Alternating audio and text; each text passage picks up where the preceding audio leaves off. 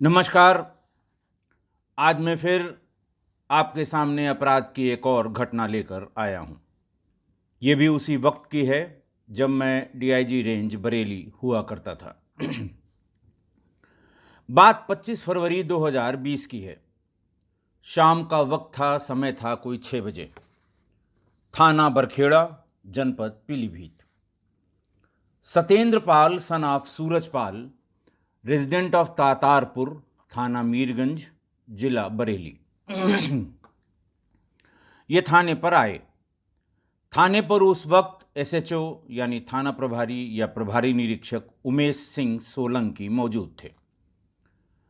उन्होंने आके बताया कि मेरी लड़की मीनाक्षी सिंह, उम्र तकरीबन 21 साल, दयानंद डिग्री कॉलेज परौरा मीरगंज में एमए फाइनल की छात्रा है। 22 फरवरी 2020 को रोजाना की तरह करीब 8 बजे सुबह स्कूल के लिए घर से निकली थी। जब शाम तक नहीं आई तो उसकी तलाश की गई तो ये पता लगा कि वो कस्बा बरखेड़ा में देवदत्त शर्मा इंटर कॉलेज के सामने मृत पाई गई थी, जिसे किसी राहगीर की सूचना पर एम्बुलेंस के द्वारा सामुदायिक स्वास्थ्य केंद्र यानी कम्युनिटी हेल्थ सेंटर सीएचसी में भर्ती कराया गया बरखेड़ा के। वहाँ हालत बहुत सीरियस हो गई। उसके कारण जिला अस्पताल पीलीभीत रिफ़र किया गया। वहाँ भी डॉक्टर्स ने कहा कि ये बहुत सीरियस है, हमारे बस की बात नहीं है। हायर सेंटर बरेली रिफ़र कर दिया गया। जब उसको लेकर बरेली गए तो बरेली में डॉक्टर्स ने उसे ब्रॉड डेड यानी मृत घोषित कर दिया। मेरी लड़की का पंचायतनामा और पोस्टमार्टम बरेली पुलिस ने ही कराया है और अस्पताल की सूचना पर कराया है।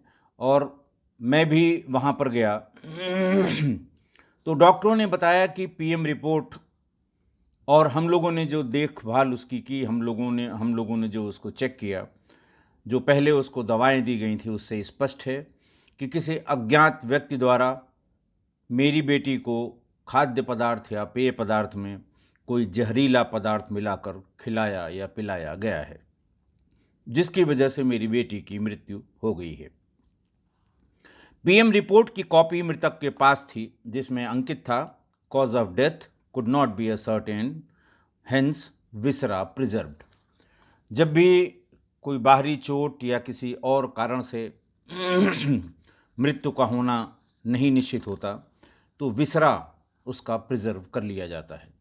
आंतों के छोटे से हिस्से को काटकर शीशी में एक प्रिजर्वेटिव के साथ डाल दिया जाता है, जो एफएसएल यानी फॉरेंसिक साइंस लेबोरेटरी भेजा जाता है उसको टेस्ट करने के लिए। उनकी सूचना पर उमेश सिंह सोलंकी ने एफआईआर अंकित करने के आदेश कर दिए। थाने पर क्राइम नंबर 62 2020 पर धारा 147, 328, 323, 302 आईपीसी में अपराध दर्ज कर लिया गया। अज्ञात लोगों के विरुद्ध ये अपराध यानी ये मुकदमा दर्ज हुआ। 147 जिसमें एक से अधिक लोगों द्वारा घटना को कारित करना, जो उपद्रव की श्रेणी में आता है।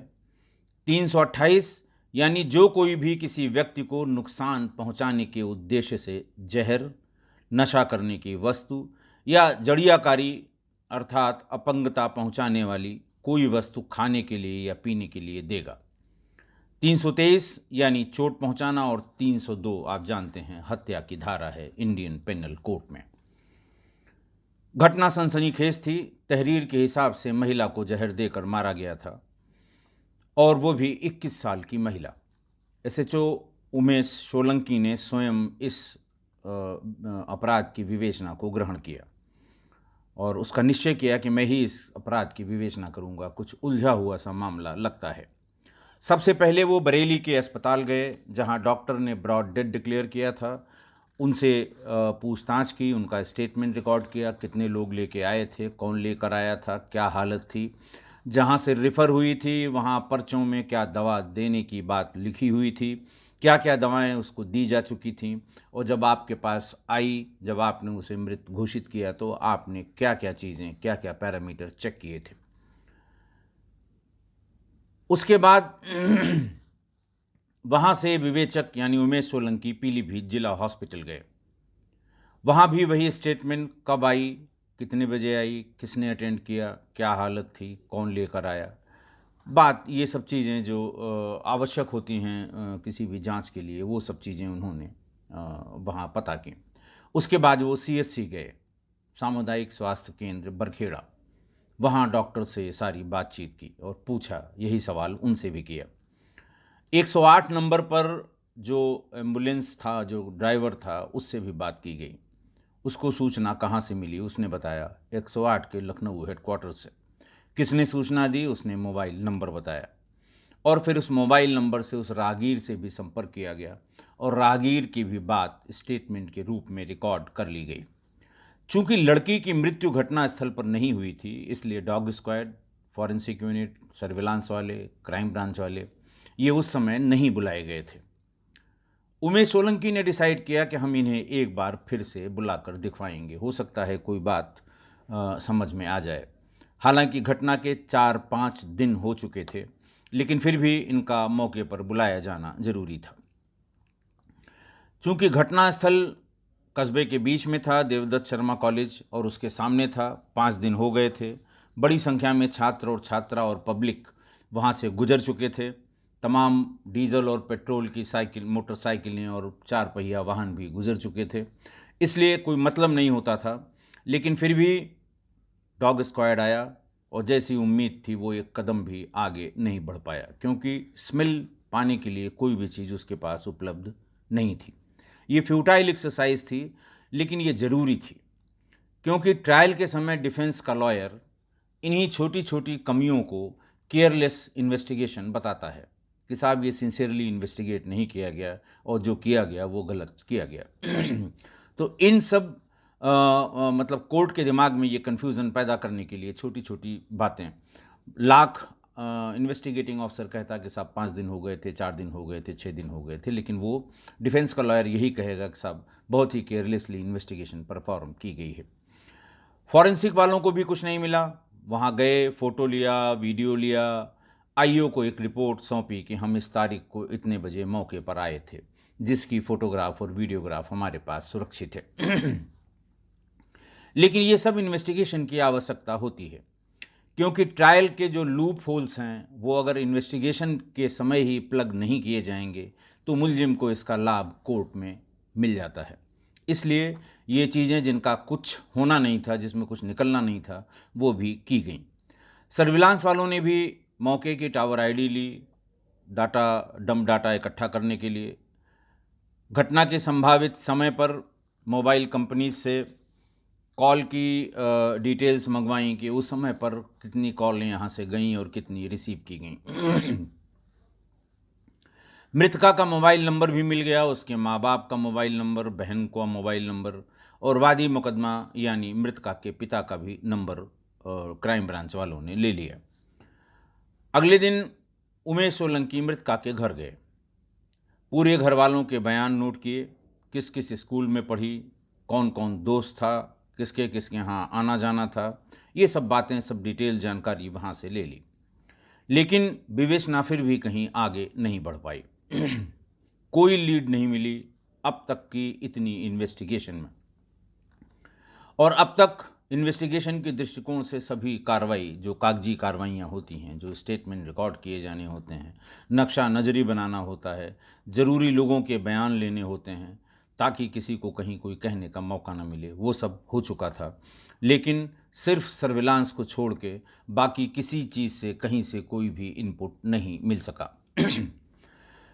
सर्विलांस वालों ने बताया कि साहब डाटा मांगा गया है सर्विस प्रोवाइडर से, लेकिन इसमें समय लगेगा।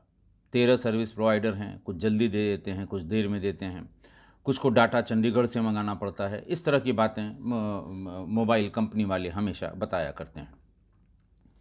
फरवरी की ये घटना थी, 25 फरवरी की, और धीरे धीरे मार्च आ गया और 25 मार्च को बड़ा वाला लॉकडाउन 2020 में लगा दिया गया। सब चीज़ें ठप हो गईं, किसी का आना जाना, ऑफिस तक आना जाना बंद हो गया। पूरी पुलिस कोरोना के मैनेजमेंट में लग गई।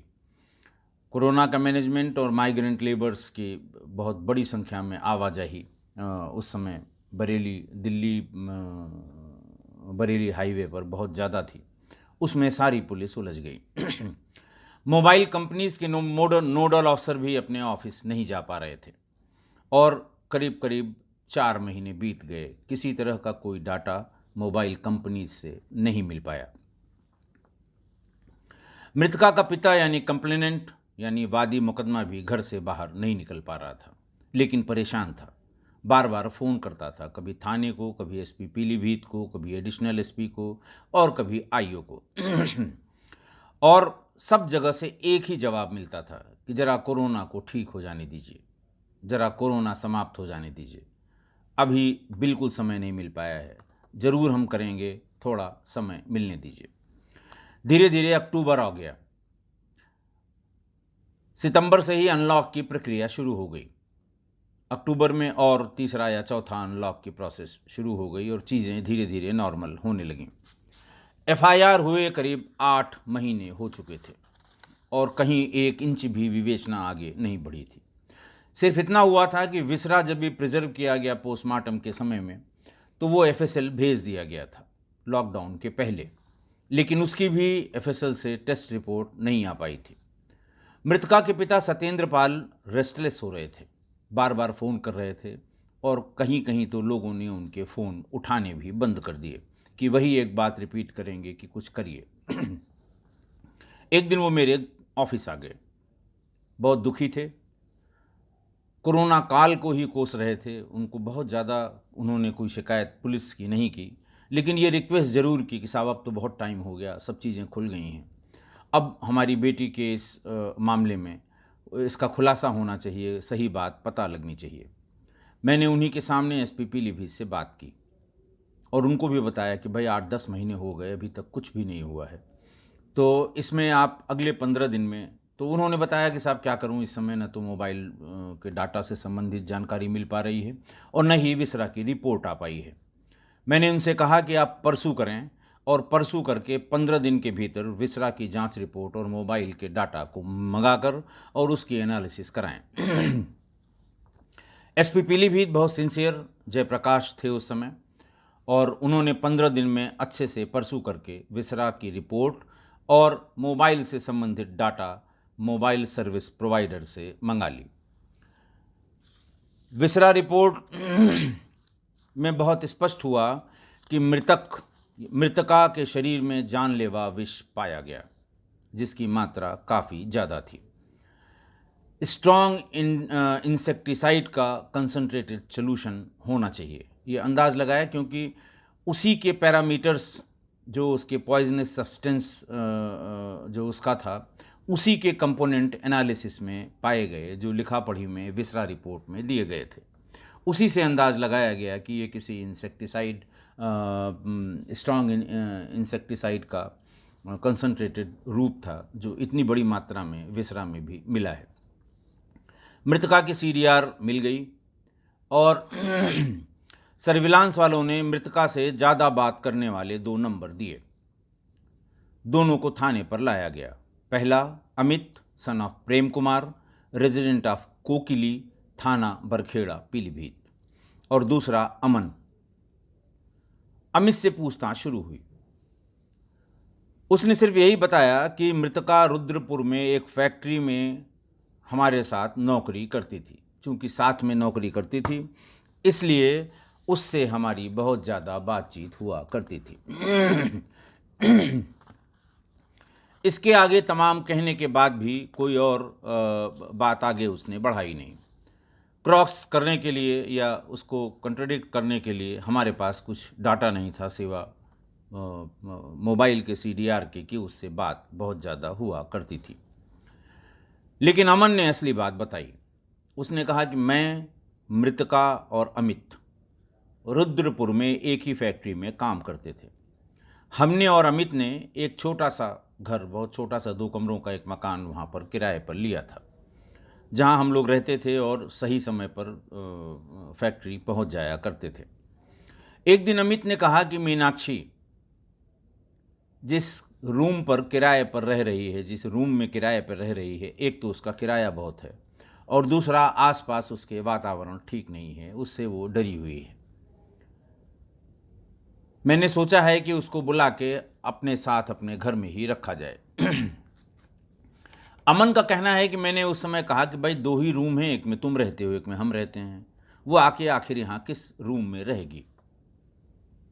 अमित ने कहा कि वो मेरे रूम में रहेगी, और ये बात किसी को पता नहीं लगनी चाहिए। ये हम, तुम और मीनाक्षी की सिवा कोई चौथा आदमी न जानने पाए। अगर उसके घर से, मैंने पूछा कोई घर से आ गया, लड़की है, कभी कभार हो सकता है घर से लोग आते हैं देखने के लिए, तो उसने कहा कि उसका भी इंतज़ाम है। जो छत पर एक टीन शेड पड़ा हुआ है उसमें एक तख्त पड़ी हुई है, अगर किसी के आने की सूचना होगी तो हम उसको वहाँ शिफ्ट कर देंगे, अपने घर वालों को इंटरटेन करेगी। उसके बाद जब वो घर वाले चले जाएंगे तो फिर मेरे कमरे में ही मेरे साथ रहेगी। अमन ने आगे बताया कि लगभग 1 साल तक रहने के बाद अचानक एक दिन मीनाक्षी ने नौकरी छोड़ दी और सारा सामान लेकर चली गई। मुझे सवेरे अमित ने बताया कि वो अपने घर चली गई, उसने नौकरी छोड़ दी। मैंने कारण पूछा लेकिन उसने कोई कारण नहीं बताया। थोड़े दिन बाद, करीब 1 महीने बाद ही, एक शादीशुदा महिला को साथ लेकर जब अमित आया तो मैंने पूछा ये कौन है। उन्होंने कहा ये मेरी पत्नी है और मेरी इसकी फलां तारीख को शादी हुई है। इसके थोड़े दिन बाद ही मैं भी दूसरी फैक्ट्री में नौकरी करने चला गया। जब थानाध्यक्ष ने अमित के मुंह से ये सुना कि साल भर हम लोग 8 बाई 8 के कमरे में एक साथ रहे हैं, वो तुरंत समझ गए कि क्या हुआ होगा। जब अमन ने ये बात बताई, उन्होंने कहा अच्छा, ये बात तो अमित ने कुछ सांस ही नहीं लिया। अमन की बात से वो समझ गए कि इसमें क्या हुआ होगा, क्या झोल होना चाहिए। उन्होंने फ़ौरन अमित को फिर से पूछताछ के लिए अपने कक्ष में बुलाया और इतने गुस्से में थे कि ये इम्पॉर्टेंट बात इसने छिपाई कि बुलाते ही वो श्रेणीबद्ध पूछताछ पर उतर आए। ज़्यादा टाइम नहीं लगा, थोड़ी देर में ही अमित लाइन पर आ गया। उमेश सोलंकी ने पूछा कि जब 1 साल तुम 20 साल की लड़की के साथ 8 बाई 8 के कमरे में अकेले रहे हो तो कुछ तो हुआ होगा कि जो बिना शादी किए वो चली गई और तुम शादी करके दूसरी लड़की ले आए। अमित ने बताया कि फैक्ट्री में काम के दौरान हम दोनों एक दूसरे को पसंद करने लगे, बहुत नज़दीक आ गए।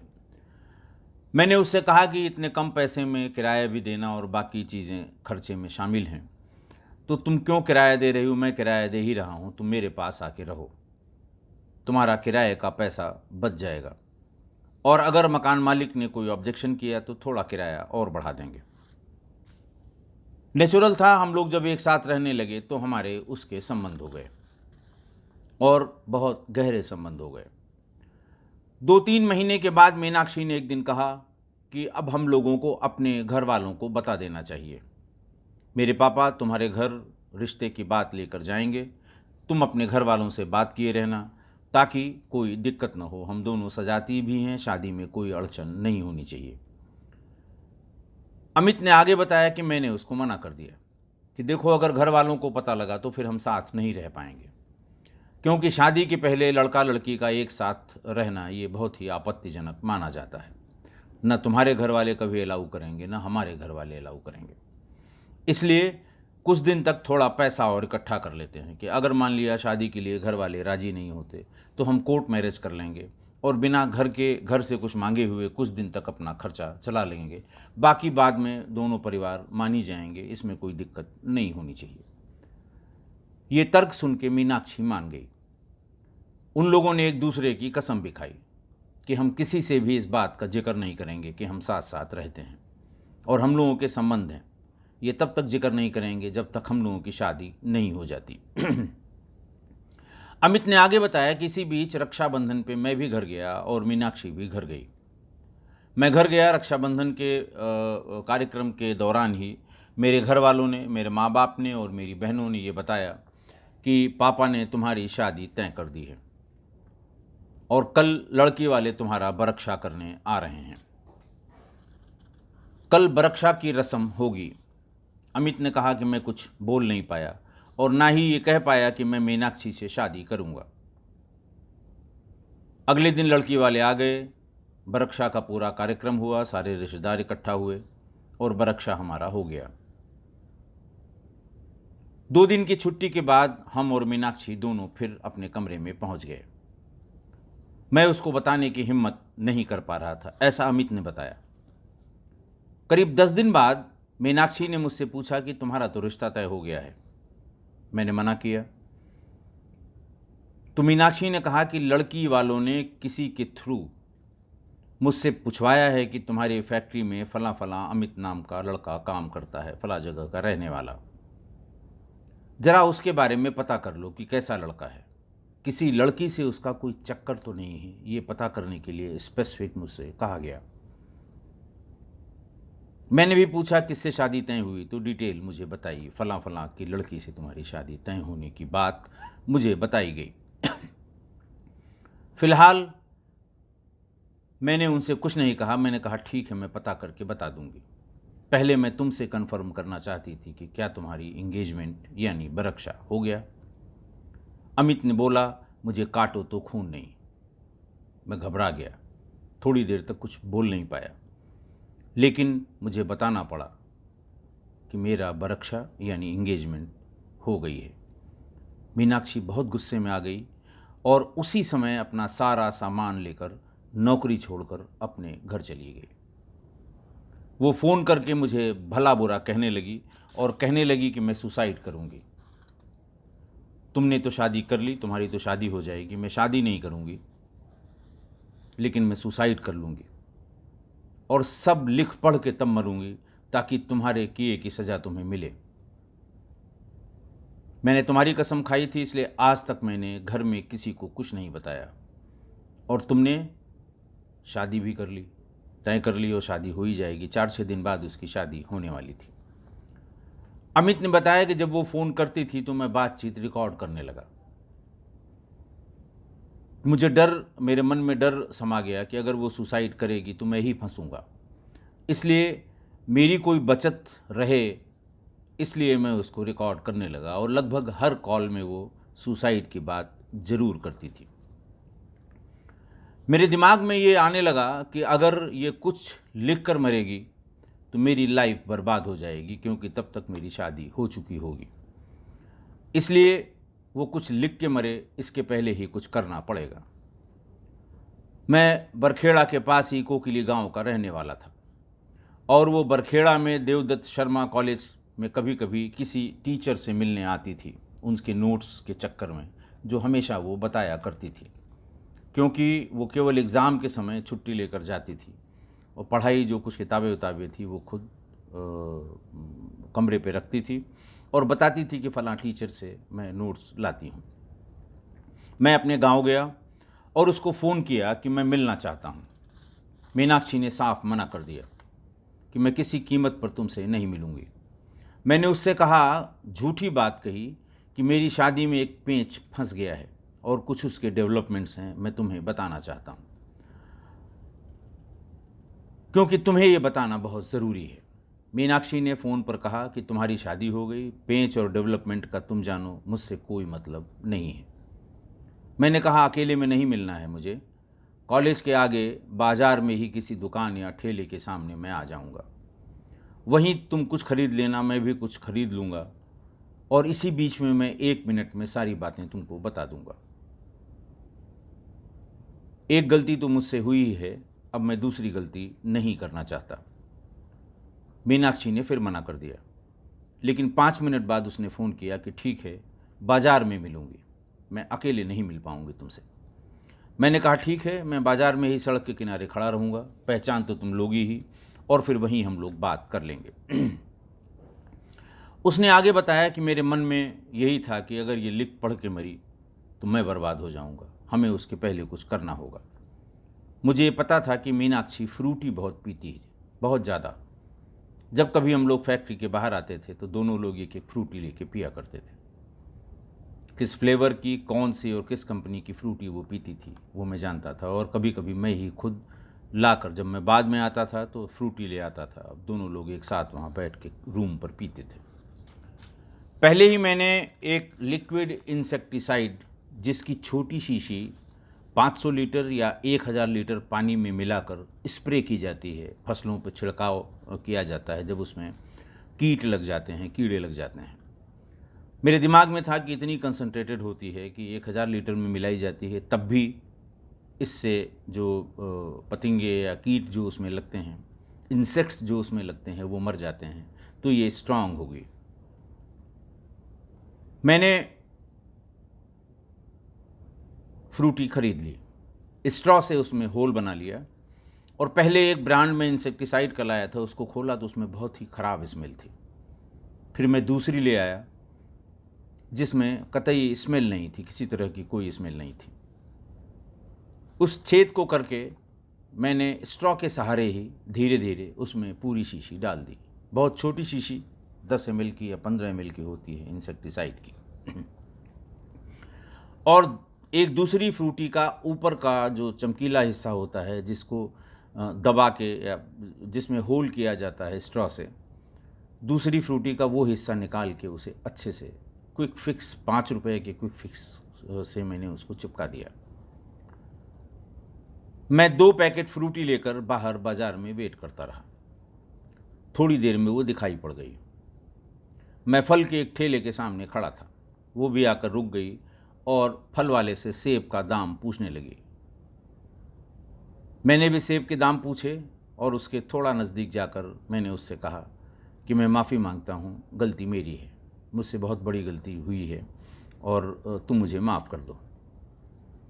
वो कुछ नहीं बोली। मैंने उससे झूठ बात कही कि मेरी शादी टूटने वाली है। तब उसने पूछा कि क्यों।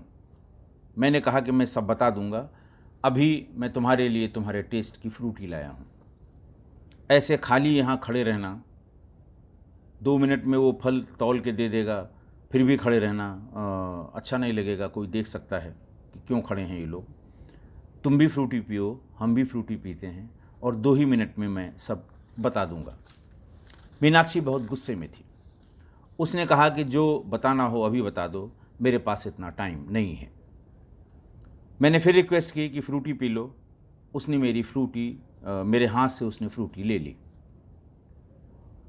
चिपका हुआ स्ट्रॉ पैकेट में से निकाला, हर पैकेट में स्ट्रॉ उसका चिपका रहता है, निकाला और पैकेट में जल्दी से उसे उस होल में डाल के उसने पीना शुरू कर दिया।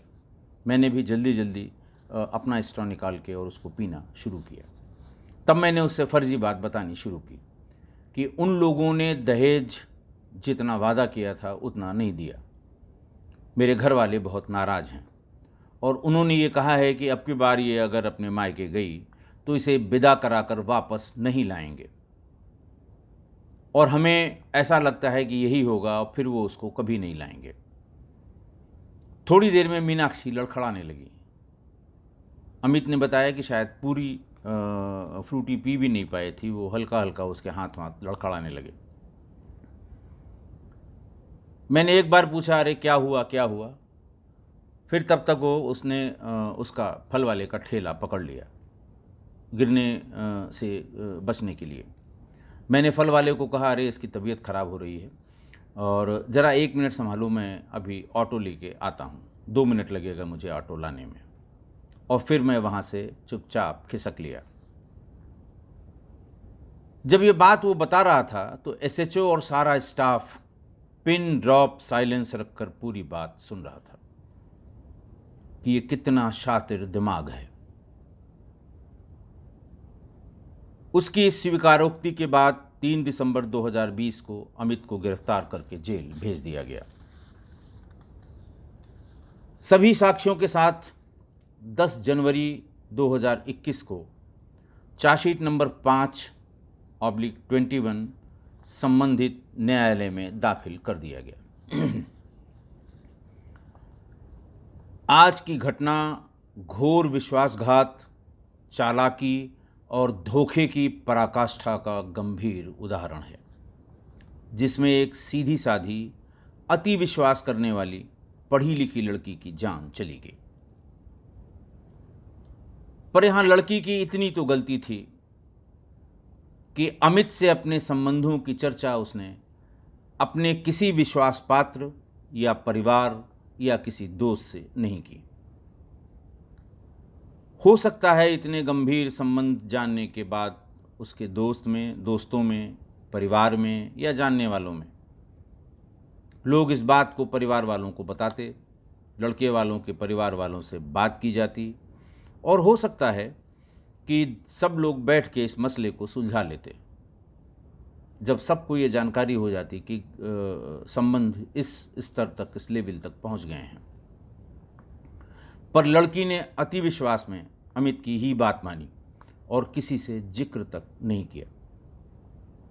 इसीलिए उनके पिता ने न तो किसी पे शक किया, न किसी को बहिश्तवा लिखवाया, न उन्हें जरा सा भी जानकारी थी कि ऐसा भी हो सकता है। और दूसरी तरफ अमित बहुत ही चालाक, किसी के सेंटिमेंट से खेलने वाला, अय्याश और खराब चरित्र का था। उसने विश्वासघात भी किया और बड़ा धोखा भी किया।